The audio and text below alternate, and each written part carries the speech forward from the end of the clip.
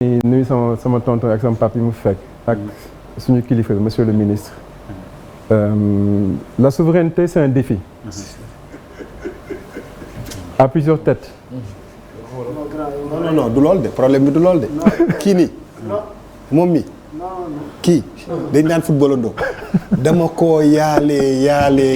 c'est le contraire xoolal bu may ñëkkante. xoolal dama rappelé wu benn action bu ñu demoon mu topp ma nii laa ko def mu kii ma yaali ko 2 fois dama ko séen rek ne ko sama waaju ma yaali woon a ngi nii. au contraire daf may njëkkante. daf may njëkkante. donc en fait le premier pilier d'abord c'est le mindset. il faut que ñu changer ni ñuy xalaatee. il faut que les Sénégalais les Africains yi seen bopp ñu gëm seen bopp xam nañ que c'est possible. lépp lu ñii mën def ñu mën nañ ko. tey jii suñu xoolee Mali ni ñuy liggéeyee suñu xoolee Burkina wax fa dëgg yaa ñoo ñu dàq liggéey parce que dañ si farlu te dañ gëm ne war na mën a nekk. donc il faut que dans la formation ici dès mais foofu ñu taxaw. je viens de commencer Magal même rek après s'il te plaît. non mais il faut que ñu taxaw c'est-à-dire en quoi. je viens. en quoi la ñu Maliens yi. je vais t'expliquer tout ça. T'inquiète. Ok. D'accord. Ensuite, pour faire de l'agriculture, il faut évidemment un sol, nous l'avons. Mais quel type de sol nous avons? Il faut de l'eau. Am nañ ndox. Nous en avons beaucoup. Am nañ des eaux souterraines. Am nañ de l'eau au niveau du lac de Guiers. On a différents lacs ak yeneen ci suuf. Mais est-ce que ndox mi agsi na? Muy ñaar. ñetteel bi on a l'encadrement. Encadrement ñan la fi mu nekk ni Sénégal encadrement paysan mën nañu ne amatul. Monsieur le ministre je vous ai entendu ngay dem ci dëkk yi mais je pense que dëkk yu bari yoo xam ne daa nga fa dem am na yoo xam ne dafa fekk ay techniciens donc y a am na foo xam ne on doit recruter on doit reformer des gens parce que aussi techniques yi dañuy évoluer ni ñu daan béyee bu njëkk ak léegi dafa soppeeku après maintenant mooy on doit faire collaborer les gens parce que ñun Sénégal suñu mbéy ñaar la dafa am agrobusiness maanaam ñi nga xam ne par exemple dañu am ay tool yu mag ñu exporter ak ñi nga xam ne c'est l'agriculture familiale. Il faut que ñu trouver ay passerelles ba ñuy mën di liggéeyee loolu nag monsieur le ministre a évoqué la solution c'est par des coopératives. Pourquoi? Parce que coopérative benn avantage la am mooy au niveau du foncier qui am 50 hectares qui am 30 hectares wala qui am 1 hectare ñoom ñëpp dans la coopérative c'est une seule voie. Donc ils vont travailler ensemble mais après la vente les bénéfices ou le chiffre d'affaires il est réparti proportionnellement à la taille de l'organisation maanaam su boobaa yow Malal su nekkee ne par exemple tu avais un champ de 10 hectares yow on va te rendre proportionnellement à tes 10 hectares monsieur X su amoon 5 il aura par rapport à ces 5 hectares keneen ki su amee 1 hectare wala 1 demi-hectare sera pareil maintenant qu'est-ce qu'on doit adosser à ça mooy la partie transformation waratuñu accepter pendant la première partie de votre débat à un certain moment ñu bàyyi on a parlé que de gerte bi dañ koy jël yóbbu ko on doit faire comme un pays comme le Mali c'est-à-dire au Mali depuis presque 2 ans le président il interdit systématiquement il fait une lettre moi j'y étais dafa def benn lettre avec la liste des produits disant que bu dara génn il faudrait que nos autorités aillent sur cet aspect-là et qu'on refuse systématiquement c'est-à-dire les histoires de Chinois wala Massamba wala Mademba il faut qu'on change de paradigme qu'on dise fi mu nekk nii Sénégal rek wala Sénégal first chinois bi na toog dëkkam vietnamien bi na toog dëkkam keneen ak keneen nañu toog seen dëkk parce que même suñu xoolee suñu jàngatee fi mu nekk nii mbéy les grosses sociétés quand on va aujourd'hui en France la plus grande société française d'agriculture c'est une coopérative c'est le groupe Agrial qui s'est adossé à qui est allé jusqu'à même créer une marque qui s'appelle Priméal. Aujourd'hui, Priméal est présent au Sénégal parce que c'est eux qui ont racheté Vanous dans la zone de Kirène. Donc, su nekkee ne ñoom def nañ ko nous ce que le monsieur a expliqué, on peut le faire. Maintenant, dafa am yoon pour loolu. Au niveau de l'encadrement, déjà, au niveau de nos DDR ak yooyu, yenn saa nga fay dem si benn ngay dem seeti ay 4 agents nga fay fekk. ñu war couvrir zone bu mag. Donc il faut que ñooñu ñu doter leen en équipement ne serait-ce que ay moto wala ay moyens de locomotion ak aussi des tablettes wala ordinateurs nga xam ne dinañ mën a présent mën a couvrir zone yooyu. beneen bi le plus important c'est identifier kan mooy bay. Pendant la première partie de l'émission on a le débat c'était non diw mi lii la wala diw mi laa mais si on arrive à identifier c'est d'où la digitalisation elle est importante parce qu'on peut créer une carte du producteur. Comment? Aujourd'hui avec le recensement on va partir à la base recensement national c'est le recensement national qui nous informe en nous disant qu'il y a X pourcentage de la population qui fait de l'agriculture. Donc ça veut dire que lorsqu'on aujourd'hui on va au niveau de la direction de la statistique et qu'on fasse des questions clés, déjà on a une base pour ressortir les agents.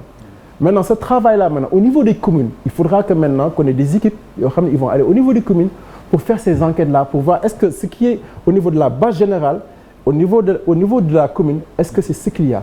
Est-ce que correspond mu correspond ñu xam kan mooy kan et su boobaa ñoom fu mu nekk dañuy mën a xam ne diw mi am na 1 hectare 2 3 loolu déjà au niveau de cette première année bien que le délai soit court l'État avec le ministère des forces armées on va aller déjà vers ça on aura un premier pas vers ça parce que su ñu distribuer déjà on pourra identifier les gens mais il faut que loolu à côté ñu def ko comme ça ñu mën a xam ana ñan ñooy béy souvent on aura maintenant une cartographie man par exemple si suñu activité ce que je fais les producteurs qu'on encadre je leur demande systématiquement su mu fa demee on prend la position GPS pour mën leen localiser dans le cadre de Horti Sénégal un programme qui est financé par la coopération hollandaise tous nos producteurs leaders on les a localisés sur une carte xam nañ ñaata hectares nañ am xam nañ lan la ñuy béy à quel moment et à part de ça maintenant on fait un programme ensemble de formation de remise à niveau et aussi de production. Au niveau maintenant de l'encadrement, il faudra qu'on réfléchisse autrement. C'est-à-dire nit ñi dañu ñëwati par exemple pour juste encadrer. Mais il faudra que par exemple le ministère dise maintenant aux gens, à ses services de membres de leur dire je veux du rendement. Par exemple, si aujourd'hui au niveau du ministère met à vos dispositions, vous avez par exemple X coopératives, on vous met tant de tracteurs, vous avez obligation de nous ramener tant de tonnes.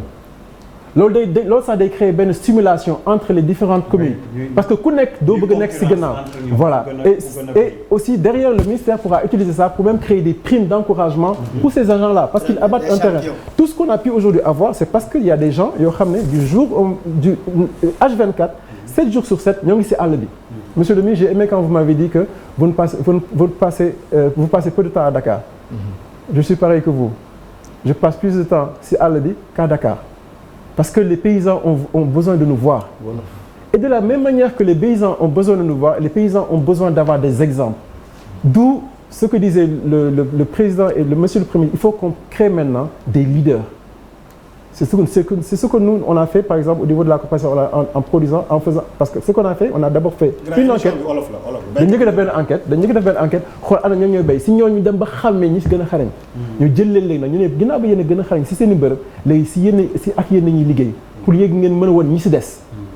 léegi su boobaa day am ay producteurs yooyu déjà ñu leen di encadré dañ siy liggéey mais dafa am ñeneen ñoo xam dañ si ñëw mooy ñan mooy xale yi nga xam dañ nekk si centre de formation yi nekk si SIPA yi nekk si université muy USN université Sine Saloum muy UGB bu Saint-Louis muy UCAD ak IAM muy université Amadou Mahtar Mbow parce que ils ont des profils différents am na ñoo xam ne ils sont plus dans la transformation am na ñoo xam ne ils sont dans l'irrigation maintenant xale yooyu su ñu leen utiliser ñuy liggéey ñuy accompagner maintenant les producteurs à la base et ces équipes là léegi day tax ba léegi dinañ mën un maillage du territoire ba nga xam ne dara dañu kii état bi fi mu nekk nii c'est vrai au début il y a le ministère des Forces armées qui va intervenir mais suñu demee il y aura un transfert de compétences ba nga xam ne léegi xale yooyu léegi nañ ñëw léegi se substituer pour mailler tout le territoire avec des objectifs bien précis. Pour ce qui est de l'eau, le programme de l'eau, on a de l'eau au nord du Sénégal, comme je disais. Je pense qu'avant-hier, il y a 3 jours, il y a le ministre de l'eau de l'Arabie Saoudite qui est venu en disant qu'on veut promouvoir les autoroutes de l'eau. L'eau daf ñuy dimbale ba nga xam ne déjà sur 240 kilomètres, on va avoir de l'eau par rapport au canal du Cayor. Si beneen bi on a près de 3000 kilomètres boo xam ne mën nañ si indi ndox mi. Mais loolu su ñëwee li mu ñuy dimbale mooy léegi si zone yooyu déjà même par rapport au programme de l'hydraulique yi nga xam ne fi mu nekk nii ñoo ngi dem di def ay forages souvent dañuy mën a xëcc ndox directement à partir de ces canaux indi ndox mi. Donc même l'accès à l'eau au niveau du territoire day gën a yomb. muy beneen bi si topp mooy zone yooyu non seulement on pourra non seulement faire de l'agriculture mais même de la pisciculture donc on pourra même diversifier parce que agriculture c'est pas que mbay mi élevage mi si la bokk. sàmm bi si la bokk donc. il faut loolu daf ñu mën a dimbale aussi ba ñuy mën a liggéey entre producteurs yi maanaam jafe-jafe ñu leen am maanaam diggante ñi nga xam ne dañuy sàmm ak ñi nga xam ne dañuy béy loolu plus ñuy dem dina gën di wàññi parce que nit ñi dañuy mën a collaborer lu tax parce que engrais bi c'est pas seulement que le phosphate le phosphate n'est qu'une partie tey jii au niveau des mines c'est vrai nous avons les I16 mais on a les phosphates au niveau de Matam suñu demee ba côté Kanel même on a de la dolomie te loolu dañ koy utiliser beneen bi soo xoolee décharge bi nga xam ne moo nekk Mbëbës c'est des tonnes et des tonnes et des tonnes de matière yoo xam ne mën nañ leen transformer pour am de la matière organique ou certains compost. On va plus loin. Quand on regarde actuellement le dispositif sénégalais dans toutes les régions ou départements, on a la SOGAS et on a ses démembrements. Mais il faut que c'est des tonnes de matière organique. Tey jii suñu demoon fi mu nekk au niveau de la SOGAS sooy dugg sur la partie gauche ou la droite, tu as des tonnes de déchets qui sont là-bas. Donc déchets yooyu suñ ko jëlee ñu boole ko en utilisant par exemple la Sedima, ils ont plusieurs abattoirs. Soo jëlee par exemple nu mu tuddati Avicenne, ils en ont. Il y a des privés aussi maintenant qui ont investi des secteurs. Suñu leen jëlee ñu boole loolu, on a la possibilité maintenant de faire du compost à grande échelle comme font les Marocains. Maroc soo demee, tu as des gens yoo xam ne dañuy def dara dañuy jël par exemple 1-2 hectares di def compostage. En Inde c'est pareil. En Inde avant nit ñi dañu daan def li xew ni maanaam di béy ak engrais mais léegi dans certaines zones loolu dafa wàññeeku parce que y a des techniques qu'on a enseignées yu mel ni bocage ak yeneen yoo xam ne à partir de la bouse de vache et aussi de l'urine il crée maintenant des engrais non seulement solides mais aussi des engrais liquides donc le même système on peut le faire au Sénégal. Beneen bi ça peut aussi nous régler un problème c'est celui de l'alimentation du bétail parce que canal yooyu non seulement dañ si mën a béy mais on pourra faire du fourrage à grande échelle. Le ministre de l'eau de l'Arabie Saoudite bi mu ñëwee le ministre Mabouba a expliqué que en Arabie Saoudite et même dans le Moyen-Orient Arabie Saoudite ak Moyen-Orient dañoo soxla maanaam ñax bu bari ngooñ bu bari ñoom béy ñu ko te Sénégal position am dafa yéeme Sénégal tey jii sooy béy Sénégal tu es à 6 heures de Douvres maanaam tey jii soo béyee Sénégal 6 heures temps 6 jours soo ko defee 6 jours maanaam en avion wala 7 jours si tu as deux chauffeurs ñaar ñuy dawal ce produit mën na yegg Europe. ñu aussi ñoo gën a jege États-Unis loolu suñ position géographique la loolu yàlla moo ñu ko may ci Sénégal donc par rapport au monde le Sénégal est à la croisée des chemins maanaam ñun ñëpp ñoo ñu soxla léegi ils sont intelligents ñu xam léegi naka lañuy def ba nga xam ne ñun li nga xam ne moo fi am fii au niveau local ñu mën ko régler au niveau international su si xajee ñu mën leen ñu kii bi ñu mën leen jaay beneen point bi mooy au niveau maintenant de la partie post récolte maanaam suñu xësee ba bay ba pare bay récolté lan la ñuy def loolu ñu bari naan il faut ñu soxla ay hangars ak yooyu c'est vrai mais dafa am aussi benn dispositif bu fi nekk déjà te loolu moo ngi amoon sur le président Wade tant monsieur Ablaye Wade président Ablaye Wade dafa amoon la coopération espagnole boo xam ne dafa financé woon ay hangars te ji bi si gën a mag moo ngi nekk diggante Louga ak Ndar moo ngi nekk Paal boobu sa agropole boobu am na benn capacité 15 000 tonnes. Monsieur xam nga mooy 15 000 tonnes. 15 000 tonnes mooy fi mu nekk nii suñu juróom fi mu nekk nii soble bi nga xam ne moo ngi nekk Potou. diggante Potou ak Ndar yaa ak Paal c'est 30 minutes. 35 minutes maximum. mën nañ ko fa yóbbu ñu stocké ko fa. et avec les effectifs maanaam au niveau de la traçabilité de qualité suñu defee à 2 entrées rien qu'avec une marge de 100 francs c'est 1,5 milliard qu'on va distribuer à tous ces producteurs là suñ ko defee 2 fois c'est 3 milliards. donc soo jëlee dispositif boobu nga xam ne déjà moo ngi foofu tu as des fermes yoo xam ne de Bayax ba Saint-Louis tu as des fermes qui sont entre 30 et 100 hectares yenn yi sax ba 300 hectares yoo xam ne dañuy def mango am nañ ay champs froides mais champs froides du at bi yëpp nañ leen utiliser donc ñooñu fi mu nekk nii on peut faire des coopérations publiques privées ba nga xam ne ñooñu à un certain moment de l'année dañ leen naan waxtu bii de dañoo soxla seen i hangar souvent producteurs yi par exemple dañuy jël soble bi wala yenn produits di ko yóbbu foofu. loolu mën nañ loolu day relancer. dañu fi dem ba léegi suñu capacité de stockage dañ koy yokk mais aussi y a la technologie maanaam xam-xam day dox dafa am ay dëkk yoo xam ne dañoo xalaat si ay technologie yu bees pour mën a denc. dafa am li ñuy wax léegi ay chaînes de congélation yoo xam ne ñuy utiliser këriñ dañu jël lu mel ni 150 mètres suñ ko tabaxee face bi au lieu mu nekk ciment grillage day nekk léegi këriñ lañu ne dugal si diggante bi tegaat këriñ quand tu vas en Ouganda noonu la ñuy def. au Kenya noonu lañu def. suñu maire yi noonu lañ doon pour cere bi bañ a ënd.